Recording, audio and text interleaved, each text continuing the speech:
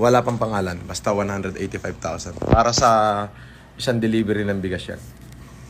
Mamaya na. And we are live. Magandang araw po sa lahat ng aking viewers at supporters. Higit sa lahat, magandang umaga po at mabuhay kayo. Gusto ko po sana i-share nyo itong video na to para lang linawin yung ibang mga bagay-bagay. Okay? At siguro po sa panahon ngayon, hindi ko alam kung ano yung iniisip ng mga taong nasaling ko. Maaaring ako pinagpaplanuhan na nila. Hindi ko sila kilala. Siyempre yung mga tinamaan sa vlog ko. Anyway, yung sa akin lang naman po ay vlog lang yun. Okay? Vlog po yun, challenging all the good man out there to come up and help people. Opo. Ngayon po, naka-schedule po ang yung isang truck na bigas po. Mamaya po magla-live ako para sa ating pong barangay Ugong Norte sa pangunguna po ni Kapiasi. Okay po.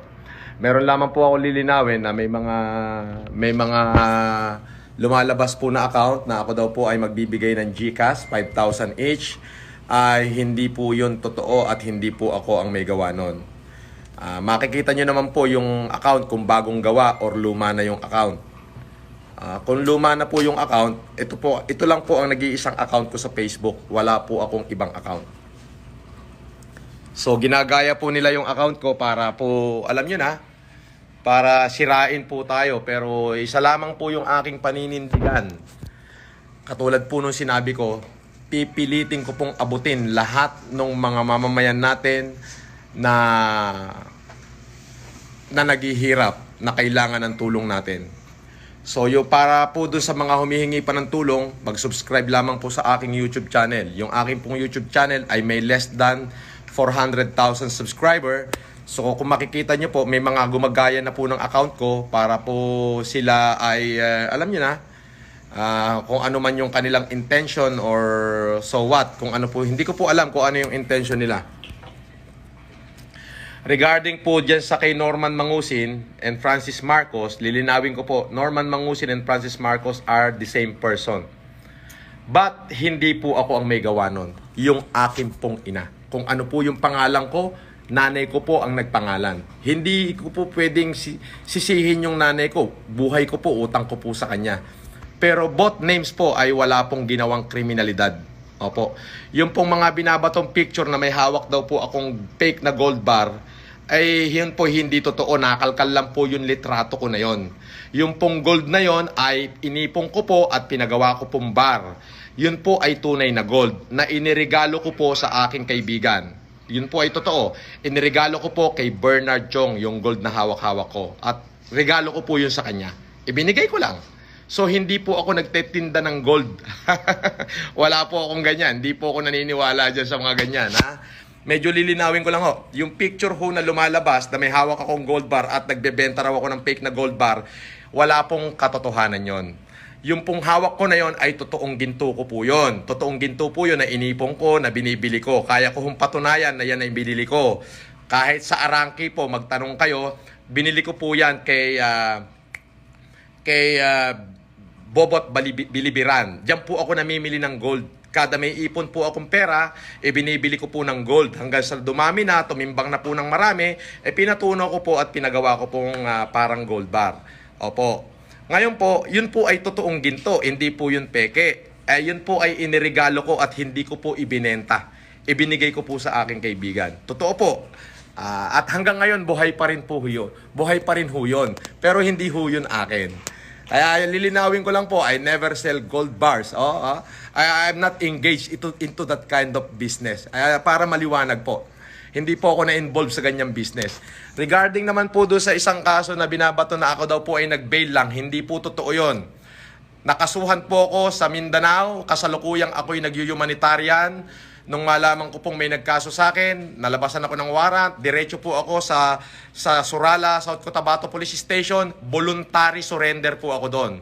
At nag-bail po ako hanggang sa na-dismiss po yung kaso.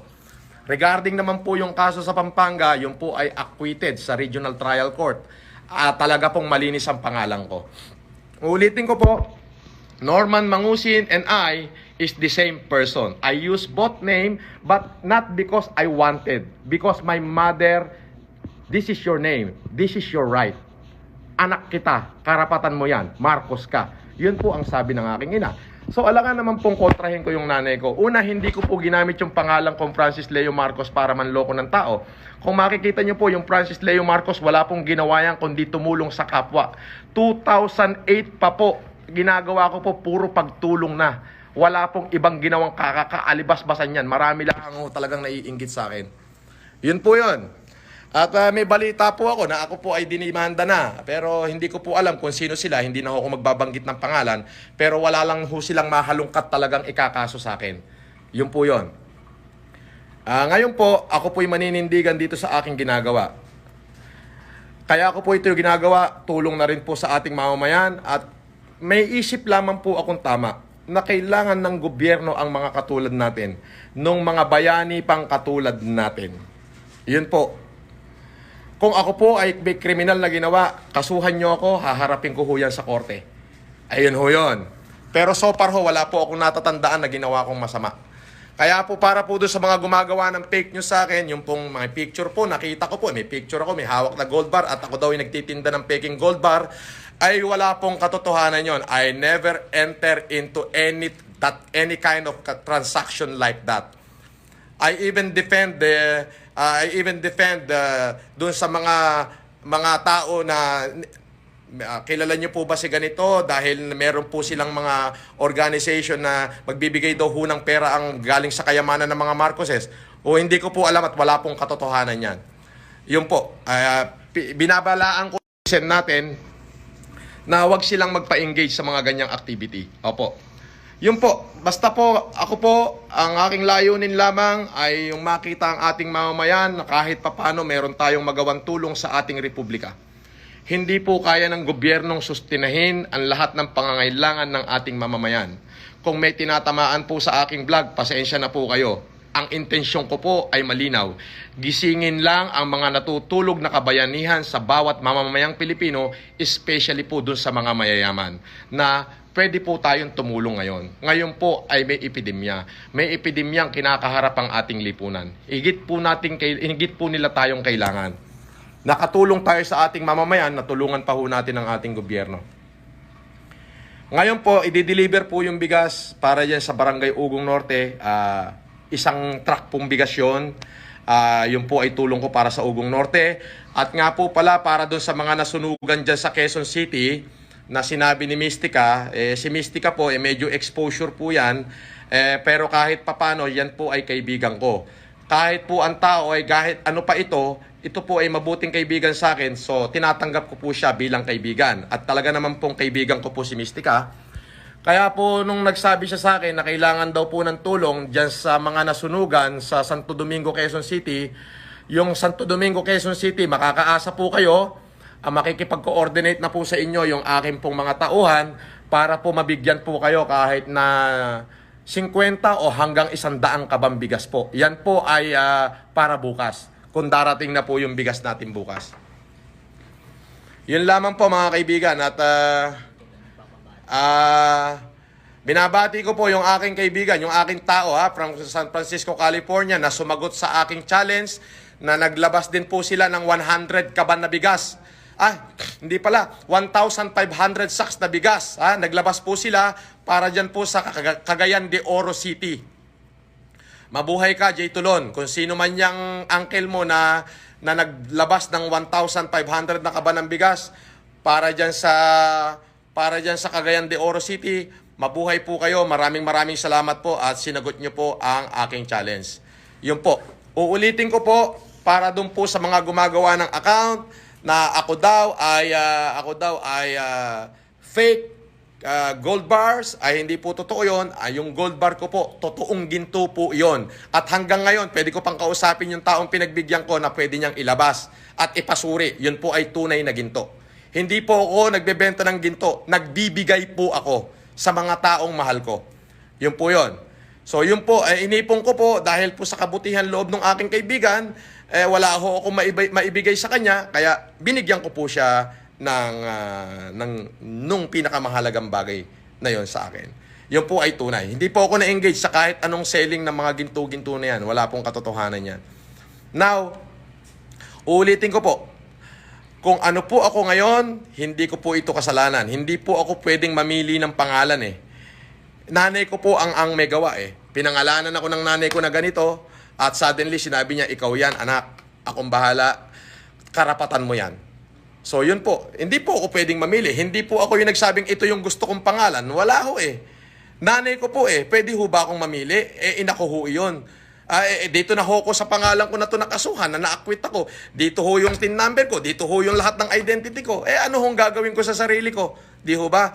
Para matapos na ho yung mga ganyang issue, eto na ho, maririnig nyo ho mismo sa bunganga ko. Pero kahit sino pa man ako at kahit ako pa man daw si Lucifer, susundin daw po ako ng tao dahil sa ginagawa ko. Hindi po ganon, mga kababayan. Ang sa akin po, gusto ko pong makatulong. Hindi po ako namumulitika at wala akong pakialam sa politika. Ang dahilan lamang po, siguro Marcos ako, dahil yun po ang binigay sa akin ng aking ina, wala naman ho akong magagawa, yun na ho yun. Siguro yung aking ina is masyadong inspire ho sa kabutihan at kagalingan ng kayong tumawag sa messenger ko at ako ho'y nagla-live. Pwede ho, ayun o. Nakahang na po yung aking messenger. Mamaya po, makikita nyo po na yung isang truck na bigas, maya-maya lang po siguro, mga 2 oras mula ngayon, makikita ho nyo yung isang truck na bigas na dadalhin na po dyan sa Barangay Ugong Norte. Ayan po ay tulong ko para sa mga constituent ni Kapitan Yasi, ni Kap Yasi. Yun lamang po. Asahan nyo po, ako po ay tutulong sa abot ng aking makakaya. Yung pong mga request nyo, paki-message lang po yung aking YouTube channel. Kung ano man po yung kikitain ng YouTube channel na yan, ipamimigay ko rin po sa mga taong bayan. Makakaasa po kayo na tuloy-tuloy po yung aking pagtulong. Kung matatapos na po itong COVID, ako po ay titigil na. Hindi na rin po ako magbablog sapagkat babalik na po ako sa aking hanap buhay. Ako po ay may mga konting negosyo, meron po akong furniture shop, meron po akong plaisdaan, may mga lupain po ako sa norte na tinatamnan. Actually po, nakapagbenta po ako last year nung 2 years ago ng lupa sa norte na almost 50 hectares po. Yun po yun. Nagbayad naman po ako ng capital gain tax at kumpleto po yung mga pinagbabayaran ko. Yung pong mga pera na yun po ay nasa akin, yun po ay ipinamimigay ko ngayon. Yun po yung aking sinasabi, I'm willing to sacrifice things that I have in the sake of Filipino, which is inspired by my mother. And my mother are aspired and inspired by the good things and the good deeds of the former president and the former first lady. Yun lamang po. Wala po akong ano rito. Wala po ako ini-endorse na kahit na sino. Wala rin po ako pamumulitik ang ginagawa dito. Ayun po. At yun po, abangan nyo na lamang po yung aking susunod na challenge. Pakishare po itong video na to, pakishare po yung live ko, pakishare po yung vlog ko. At please, hindi ko po alam kung ito po'y mawawala na naman. Just follow me on my YouTube channel. Message nyo po ako ron. Nire-review po ng aking secretary, ng aking mga kasama, na sila Yam, yung inyong mga request. At katulad po, kahapon, dun po sa aking YouTube channel, ay nakita ko nga po na may mga taga Santo Domingo daw po na higit na nangangailangan ng tulong, yung pong mga nasunugan daw po dyan. Sige po, Santo Domingo, 100 kaban, ikinukumit ko sa'yo. Santo Domingo, 100 kaban, bukas, pwede nyo na pong kunin. At coordinate na lamang po doon sa tao na yung aking pong administrator. Opo, yung mga facilitator po. Yan po. Ulitin ko po, ako po ay masaya na at sabi ko nga po, sa sobrang dami ng batikos at paninira, ipipin down po nila ako, pero kayo po ang nagbibigay sa akin ng kalakasan. Masyado po akong na-overwhelm sa milyong-milyong Pilipinong nagmamahal sa akin, pati na rin po doon sa mga taong nagising ko yung kanilang damdamin na sila'y tumulong din at mga nagsipose po na tumanggap sa challenge ko. Maraming salamat po. Kung malalampasan po natin nung epidemyang ito, ako po'y magmamano sa inyong lahat. At kung sakali pong matapos yung epidemyang ito, ay pwede nyo na hong sabihin sa aking ina kung bakit Francis Leo Marcos ang ipinangalan niya sa akin. Kung sino po ako, nanay ko po ang may gawa. Hindi ko po yung kasalanan at hindi ko po yung ginusto. Sa totoo lang po, hindi ko po ginusto.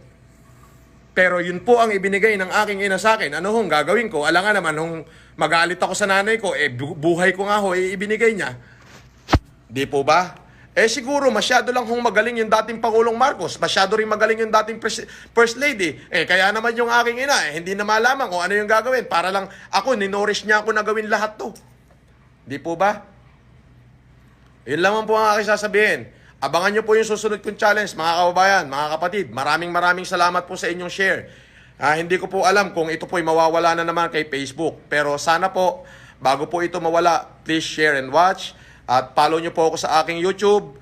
At doon po kayo mag-comment sa mga vlog ko doon. Binabasa po ng aking mga kasama ang mga comment doon sa vlog ko. Katulad po kagabi, nabasa po nila na may mga nasunugan daw po dyan sa Santo Domingo, Quezon City. Kaya naman po sinabi ko po kay Miss Elizabeth Lopez de Leon na makipag-coordinate na sa Quezon City dyan sa Santo Domingo para makapagbigay tayo kahit na 100 kabambigas. So, yun po, yung inyo pong mga kahilingan ay inaaral po yan ng aking mga kasama sa YouTube channel. Pinag-aaralan po niya yung inyong mga request. At kung talaga pong legit na nangangailangan, katulad po ng sinabi ko, hindi po nila ako kayang awatin. Kahit sibatin nila ako, barilin nila ako, tutulong po ako. Uulitin ko po, hindi po ako namumulitika. Pagkatapos po ng epidemya natin, ako po'y titigil na, mananahimik na ako. Dahil ang gusto ko lamang pong mangyari, makasurvive po ang ating bayang Pilipinas dito sa ating pinagdadaanang epidemic. Yun lamang po.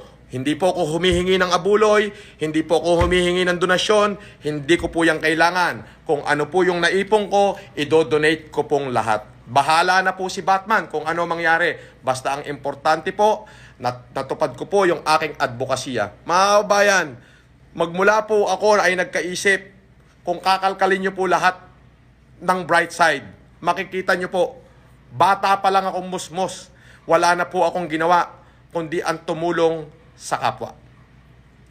Hintayin nyo po yung aking live, mamaya po, nandun po yung isang truck na bigas para po 200 kaban para po sa Barangay Ugong Norte. Yun lamang po. Follow me on my YouTube channel. Doon po kayo mag-request at babasahin po kung legit po yung request nyo ay amin pong tutugunan sa abot ng aming makakaya. Ito po, hindi po ako nanghihingi ng kahit ano. Ako po, o wag po kayong mag-donate. Hindi ko po kailangan ng donation. Hindi ko po kailangan ng donation. Meron po akong konting ipon, uubusin ko po yon. Pati lahat ho ng pinagbilang ko ng aking mga ari-arian, uubusin ko po yon. Ipamimigay ko po lahat. Kung mamatay man po ako, siguradong sa langit na ako pupunta. Masaya na ho ako doon. Okay na po ako doon. At least may upuan na po ako sa langit. Alam niyo po mga kaibigan, hindi ko po kagustuhan to. Kaloob po ng Diyos na gawin ko to. Ito po yung sinabi niya sa akin. Gawin mo yan. So gagawin ko po. Wala na akong pakialam. Hindi ako natatakot. Sinabi ho ni Psalm 91, do not fear, for I am with you. Yun po yun. Regarding uuli doon sa issue ko, na Norman and Francis, hindi po ako may gawa niyan. Nanay ko po. Sabi po ng aking ina, karapatan mo yan anak, ikaw yan. So wag po ako sisihin nyo, yung nanay ko. Uulitin ko, wala ho akong kaso. May nagbalita ho sa akin, kinakalkal na raw ho yung lahat ng pwedeng ikaso sa akin. Nagkataong wala daw ho talagang makalkal na kaso na ikakaso sa akin. Kaya ang ginawa daw ho, nag-uwian na raw ho yung mga magkakaso sa akin.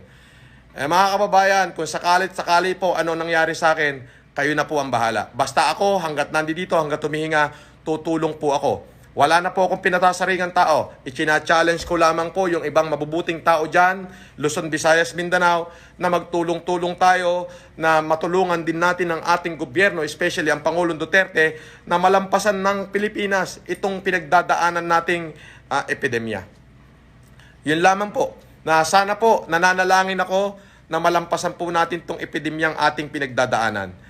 Yun po, wala po ako ibang hangarin, wala po akong ibang layunin na dito sa aking ginagawa, kundi po matulungan. Kung titignan nyo po, 2008 pa lang po, musmus pa po ako.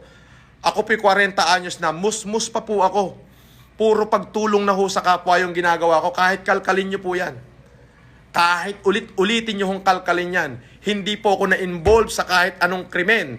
Wala ho akong pinatay, hindi ho ako nagnakaw, wala ho akong tinapakan tao, Alam niyo po, lahat tayo may dark side. Siguro po, ako ay ang nakasuhan po ko ng estapa dahil nag-issue ako ng cheque na hindi po nag-push through. Pero yung po ay na-dismiss. Dahil naman po cheque, minsan talaga pagka nauubusan ng pondo, tumatalbog ho yung cheque. Totoo po yun.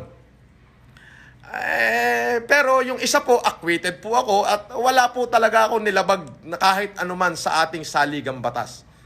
Ulitin ko, hindi po ako kriminal. Wala ho akong pinatay. Wala rin ho akong tinapakan. At hindi ho ako na-involve sa kahit anong illegal. Okay? Yung sinasabi ho nila na drug, kahit ho marijuana, hindi ho.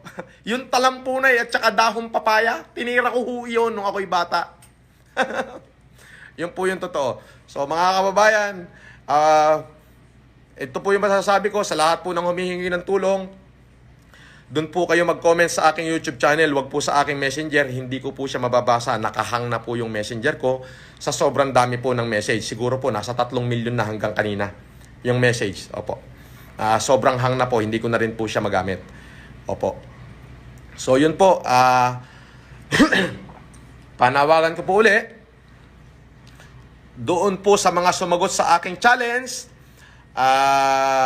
nasa taga Cavite, taga Cagayan de Oro City, taga Nueva Ecija, taga Batangas, kung saan-saan napakarami hong nagsisagot, pati doon sa isang radio announcer na si Kadani Oro.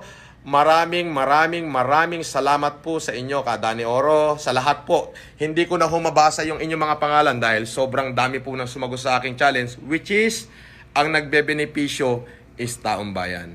Ngayon po, hindi ko po alam, marami pong threat sa buhay ko at pinagpaplanuhan ho nila akong mabuti, no? Pero sabi nga po ng Psalm 91, do not fear, for I am with you. Malinis po ang puso ko, malinis po ang hangarin ko, kahit itanong nyo ho yan sa mga kaibigang nakakakilala sa akin at hindi. At ako'y nagbablog, parang pakiusap na lang at nai-interrupt po yung sinasabi ko. Okay, please. Yung gusto kong mag-message sa akin, doon na lamang po mag-message sa aking YouTube channel. Katulad po ng sinabi ko kahapon, may nabasa po kami sa YouTube channel na message po is tulong daw po para sa mga nasunugan sa nasunugan sa Santo Domingo, Quezon City.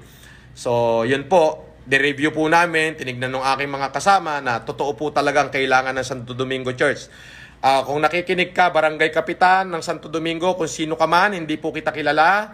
At kahit hindi na po ako magpakilala sa inyo, wala pong problema. Makipag-coordinate po kayo sa aking secretary at sa aking administrator at sa aking facilitator. Or tatawagan po kayo, hahanapin po. At bukas po, makukuha nyo na po ang 100 kabang bigas para po dyan sa Barangay Santo Domingo. Yan po ay para doon sa mga taong nasunugan. Pasensya na po kayo, hindi pa ako makapag-donate ng ulam, bigas-bigas muna. Ika nga, pag may bigas, tapos tubig, nakainom na, ay makakasurvive po ang mamamayang Pilipino. Bago ko po tapusin yung aking sinasabi, muli, ini-encourage ko po ang lahat ng mga mabubuting tao. Sabi ko po, we are fighting evil today.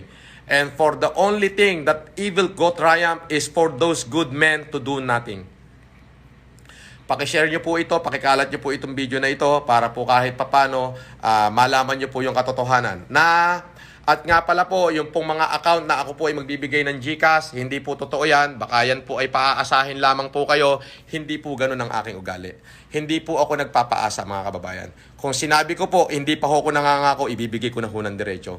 Parang ito pong ginagawa ko, ito po ay hindi ko sinabi kahit minsan. Hindi ko po ito sinabi. Ang ginawa ko lang po, ako po ay umikot sa EDSA. Nung nakita ko marami tayong kababayan nung unang araw ng lockdown nang hindi nakakakain doon sa EDSA, ako po ay nagpaluto ng pagkain at pinamigay ko po. Ngayon po, nung marinig po namin sa aking YouTube channel at sa Facebook na marami pong kababayan na higit ng kailangan ng bigas, higit sa lahat bigas, kaya naman po ito, ginawa ko po lahat ng aking makakaya para makapag-outsource ng bigas at para maiparating po doon sa ating mga kabarangay, Luzon, Visayas, Mindanao na nangangailangan.